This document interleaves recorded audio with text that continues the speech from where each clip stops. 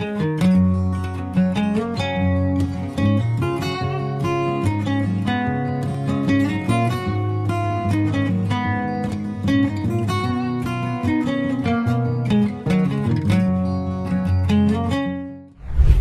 sahabat muda milenial dimanapun kalian berada. Perkenalkan, konten kali ini adalah pesan Alkitab yang akan membahas berbagai pergumulan dan pencapaian sahabat muda milenial yang akan kita padukan dengan apa sih kata Alkitab sesuai dengan topik yang akan kita bahas bersama. Sahabat muda milenial, kita akan bertemu sekali dalam sebulan untuk membahas berbagai topik hangat yang sedang diperbincangkan oleh kaum muda. Jadi jangan lupa untuk pantengin terus channel YouTube Inforkom BPS Gereja Toraja karena kamu akan mendapatkan berbagai konten yang menarik dan bermanfaat. Jangan lupa juga untuk subscribe, like, share, dan komen jika kamu memiliki kritik atau saran agar channel ini semakin bermanfaat bagi semua orang. Sahabat muda milenial, sekarang kita akan membahas topik yang sepertinya akhir-akhir ini digalaukan oleh sebagian kaum muda. Apa sih yang kira-kira bikin galau? Mantan. Sepertinya tidak juga ya, itu kan masa lalu. Yang lebih berpotensi bikin galau adalah penentuan masa depan. Apalagi saat kita diperhadapkan dengan berbagai pilihan. Salah satunya adalah memilih jurusan pendidikan yang akan ditempuh, bukan memilih pasangan hidup ya. Sahabat muda, yang lebih bikin galau adalah ketika kita punya talenta dan kita ingin lebih mendalami talenta itu. Bahkan menjadikannya sebagai pekerjaan kita suatu saat nanti. Dengan kata lain, menjadikannya sebagai hobi yang dibayar. Namun, sayangnya, kadangkala itu justru berlawanan dengan kemauan orang tua. Hal lain yang juga menjadi kendala adalah ketika kita belum mengenal talenta dalam diri kita, sehingga sekedar ikut-ikutan dengan keahlian yang lagi tren atau booming pada saat ini. Waduh, pusing juga ya. Bisa dibayangkan betapa rumit dan galaunya sahabat-sahabat milenial yang lagi bersiap-siap untuk melanjutkan pendidikannya. Belum lagi soal gengsi kampus yang akan dituju. Hadeh, makin pusing. Nah, agar teman-teman tidak salah dalam memilih jurusan, ada baiknya teman-teman mengenali potensi masing-masing, jangan hanya mengikuti tren atau kemauan orang tua. Tapi di sini kami tidak menganjurkan untuk melawan orang tua ya. Tapi alangkah baiknya jika teman-teman mendiskusikan terlebih dahulu sesuai dengan talenta teman-teman. Bagaimana kalau kita tanyakan pendapat sahabat muda mengenai hal ini? Yuk ikut aku. Menurut adik Dennis, apa yang membuat adik Dennis galau dalam memilih jurusan? Lalu apakah adik Dennis sudah mengenal talentanya? Jujur, saya lagi galau sekali ya kak. Buat nentuin harus ambil jurusan apa. Saya lolos jurusan yang di SN itu bukan yang jurusan yang saya inginkan dari dulu. Saya pilih jurusan itu di pilihan kedua. Dan pilihan pertama itu jurusan psikologi. Karena dari dulu itu saya ingin mau sekali di psikologi karena sesuai fashion saya ya kak. Sesuai dengan talentanya ya. Sesuai talenta saya. Dan saya lolos di pilihan kedua. Dan sekarang kira-kira saya mau ambil SN saya itu atau tidak. Dulu waktu kakak ingin melanjutkan kuliah, apa yang menjadi pertimbangan kakak untuk memilih jurusan yang sekarang kakak geluti? Jurusan sekarang ini merupakan jurusan yang saya inginkan, passion saya. Saya pernah tes di beberapa perguruan tinggi negeri maupun swasta. Saya memang lulus di salah satu perguruan tinggi negeri, tapi saya rasa bahwa itu bukan merupakan jurusan yang saya inginkan. Nah, setelah itu saya mencoba lagi tes untuk di perguruan tinggi yang lainnya. Namun memang belum saatnya saya lulus di situ, jadi saya lulusnya di swasta. Tapi berjalannya waktu saya merasa bahwa jurusan itu juga bukan merupakan passion saya. Jadi saya melanjutkan dengan kadang semangat, kadang tidak, kadang dengan senang hati. Jadi saya mengulang pada tahun kedua, mengejar untuk mendapatkan pada perguruan tinggi negeri. Dan puji Tuhan pada saat itu saya lulus di perguruan negeri tersebut. Wow. Nah, menurut Tante Om sendiri, bagaimana sebagai orang tua dalam memilih jurusan bagi anak-anak? Kami memberikan kebebasan kepada anak kami sesuai kemampuan ilmunya.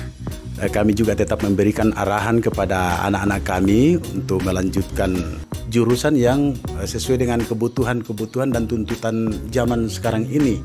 Iya, supaya jangan asal memilih jurusan yang itu sudah tidak relevan lagi.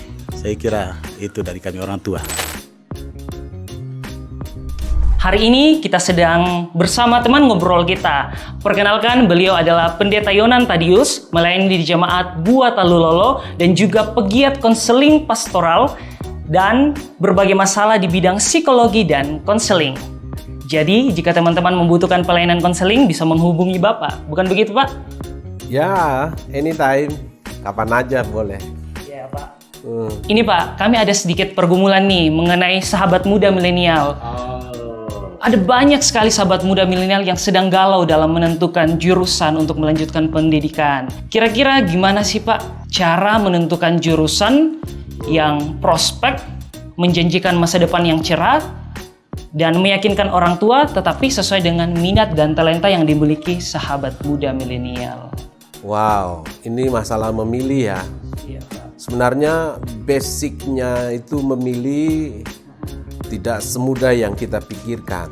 Sebab ada di antara kita itu memang dipersiapkan untuk memilih, dan ada juga di antara kita itu yang kurang dipersiapkan oleh keluarga di dalam hal memilih. Atau dengan kata lain, biasanya kita itu di dalam memilih itu kita itu miskin contoh. Nah, biasanya itu dalam memilih orang tua itu sangat berperan menstimulir kita di dalam memilih. Nah, kalau ada anak-anak itu galau, apalagi kita anak-anak Tuhan, ya bisa dimengerti. Tapi bagi kita anak-anak Tuhan harus memahami bahwa di dalam memilih itu kita harus memahami itu bagian dari respon kita terhadap apa yang Tuhan inginkan untuk kita. Jadi kita itu bukan memilih asal-asalan sebagai anak-anak Tuhan, atau memilih itu bukan sambilan.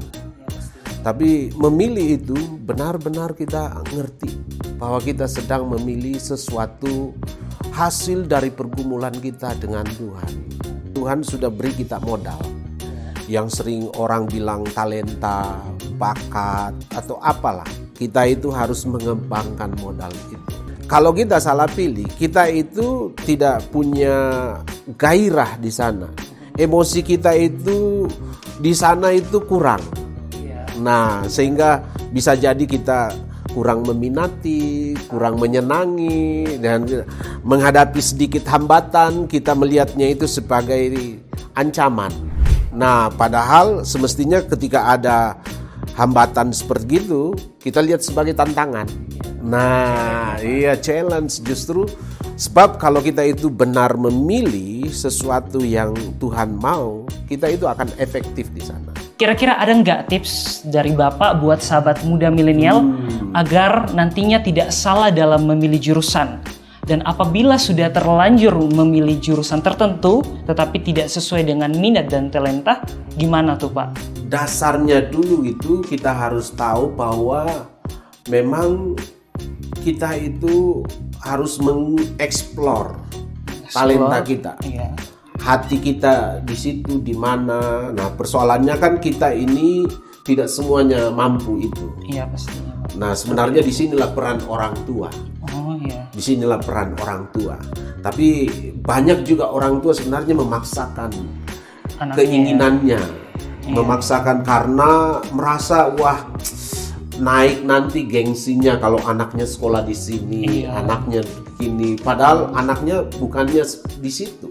Iya. Nah, semestinya orang tua itu membantu anak bergumul dengan Tuhan bersama-sama, bertanya kepada Tuhan, inikah? Sebab kalau kita on the track pada jalan yang Tuhan mau, Tuhan selalu bukakan jalan. Jalan ya, Pak. Meskipun tidak mudah jalan itu. Kan Tuhan tidak menjanjikan semuanya perjalanan kita nyaman. Kan baik-baik saja. Iya. Tetapi kita aman bersama Dia. Nah, karena itu di dalam memilih ini memang kita harus lihat dalam frame atau kerangka pertanggungjawaban iman kita semuanya. Kalau pilihan kita itu pas, itu ukurannya efektivitas. Iya. Jadi kalau kita sudah efektif di situ, wah itu jalanlah terus di situ. Sebab Tuhan mau selalu kita berada di tempat yang pas. Kebanyakan kita ini berada di tempat yang kurang pas. Kalau kita berada di tempat yang kurang pas, kita sulit sekali. Seperti saja mur. Iya. Kalau kita lihat, kalau bukan tempatnya dia akan kesulitan jadi. Kalau kita sudah terlanjur misalnya, kita harus cek dulu. Kenapa sih sampai kita terlanjur? Apa sih yang telah kita lakukan sebelum-sebelumnya? Apakah kita memilih karena ikut-ikutan? Apakah kita memilih karena ya yang penting rubah status, dari pengangguran, biasa cuma ikuti jurusan keren gitu Pak. Seperti gitu. Nah, kita harus cek semuanya. Ya, harus dicek ya. Nah, kembali mencocokkan apa yang Tuhan inginkan. Sebagai anak-anak Tuhan, semuanya itu kita harus pahami. Sebab sama dengan ibadah kita. Ibadah kan itu sesuatu yang formal ya. Dan kita harus pahami bahwa belajar juga bagi kita itu bagian dari pertanggungjawaban iman kita. Nah, belajar itu merubah kognitif kita. Jadi kognitif kita itu dibentuk. Emosional kita juga dibentuk. Spiritual kita juga dibentuk. Relasi-relasi kita juga dibentuk. Dalam studi itu. Nah, coba dibayangkan itu kalau semuanya tidak membentuk, jadi percuma aja. Percuma aja. Jadi misalnya kita diminta pertanggungjawaban akademik kita nantinya kalau kita selesai studi situ, nggak ada yang kita bisa. Jadi menganggur ya? Iya, nggak ada karena memang tidak membentuk.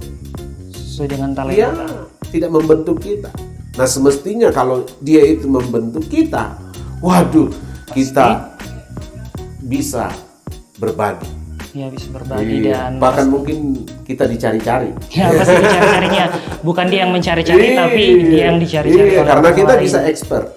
Iya. Di bidang kita masing-masing.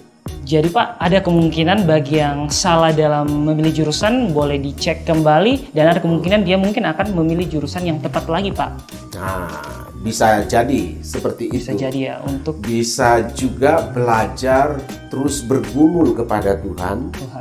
Supaya apakah Tuhan mungkinkan bisa memilih jurusan di situ atau harus memilih yang lain. Yang persoalannya kan kalau misalnya sudah di tengah jalan, ini kan biaya banyak sekali. Nah, ada orang yang sungguh-sungguh kalau mengerti, dia akan berhenti. Persoalannya kita kan diperhadapkan dengan berbagai dilema, masalah keuangan, masalah ini, masalah ini. Nah, di sinilah harus totally kita menjadi pertimbangan-pertimbangan ya, untuk mengambil dan keputusan. kita belajar mencintai, belajar menyukai, dan semoga Tuhan menolong kita di situ. Dan kita harus paham bahwa semuanya ini pilihan.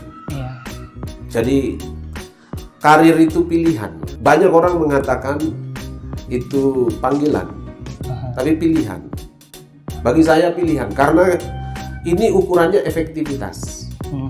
Kalau kita nggak efektif di situ, ngapain kita di situ? Makanya nggak boleh kita jadikan pilihan itu sambilan. Nggak boleh pilihan itu sebagai iseng-iseng. Nggak bisa. Akibatnya kita akan rasakan sendiri nantinya. Kalau kita jadikan itu iseng, sambilan, gampangan, nanti di tengah di tengah jalan nantilah dicocok-cocokkan. Nggak bisa. Dari awal kita harus bergumul dengan Tuhan. Nah, gimana Pak menurut firman Tuhan sendiri mengenai talenta yang dimiliki sahabat muda milenial? Tetapi jika berbeda dengan keinginan orang tua, gimana lagi tuh Pak? Itu yang saya kembali tegaskan bahwa kita itu masalah talenta kita ini, kita itu harus explore sejak dini. Jangan nanti mau kuliah baru kita langsung, wah ini talentaku. Sudah merasa bahwa ini talentanya. Jadi kita explore terus. Explore bagaimana kita itu menemukan passionnya kita di situ. Sebab kalau kita tidak pas di situ, kita akan kesulitan sekali. Banyak di antara kita yang belum tahu dulu talenta kita apa. Tetapi bagi kita kan terus belajar mengasah. Pisau itu kalau nggak diasah, nggak tajam. Sama juga dengan talentanya kita itu. Kita tidak akan pernah menemukannya kalau nggak diasah. Nah, Tuhan sediakan ini batu asah semuanya. Sambil kita terus proaktif gitu meminta kepada orang yang bisa membimbing kita dan bagaimana semuanya kita relasikan itu dengan kehidupan perjalanan kita bersama dengan Tuhan. Nah, itu yang paling penting bagi kita. Nah, sahabat muda milenial, demikianlah ulasan episode kali ini dengan tema talenta versus tren. Gimana teman-teman? Masih galau dalam memilih jurusan? Tenang, teman-teman dapat mempertimbangkannya dengan orang tua, sahabat, atau mencari referensi mengenai jurusan yang akan teman-teman pilih.